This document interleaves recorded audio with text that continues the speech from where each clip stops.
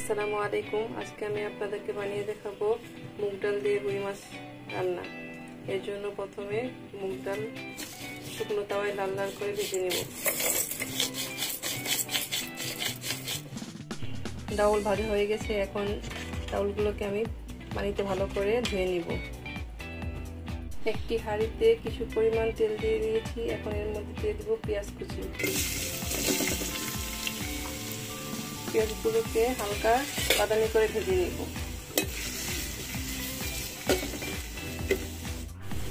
পেঁয়াজ ভাজা হয়ে গেছে, এখন এর মধ্যে দিয়ে দিব কিছুটা পরিমাণে লবণ। এখন দিয়ে দিব এর পরিমাণ এর ভিতর 1.5 চামচ আদা রসুনের পেস্ট। এখন দিয়ে দিব এর সাথে হলুদ, ধনিয়া, জিরা একসাথে মেশানো 1.5 চামচ।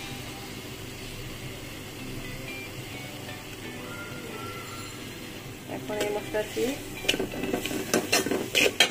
পানি দিয়ে ভালো করে কষিয়ে নেব। মশলার সাথে মাখাটি ভালোভাবে কষানো হয়ে গেছে, এখন আমি এর মধ্যে দিয়ে দিব আগে থেকে ভেজে ধুয়ে রাখা মুগ ডাল।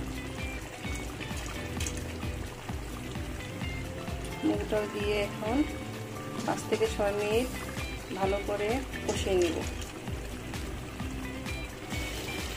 সব কিছু একসাথে ভালোভাবে কষানো হয়ে গেছে, এখন আমি এর মধ্যে দিয়ে দিব পরিমাণ মতো পানি।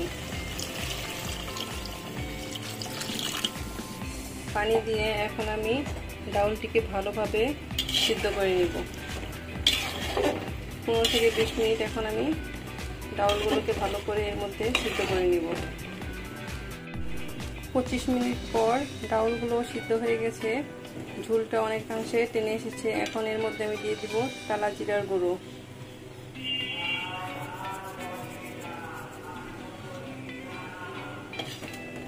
ব্যাস হয়ে গেল আমার রুই মাছের মাথা দিয়ে মুগ ডাল রান্না।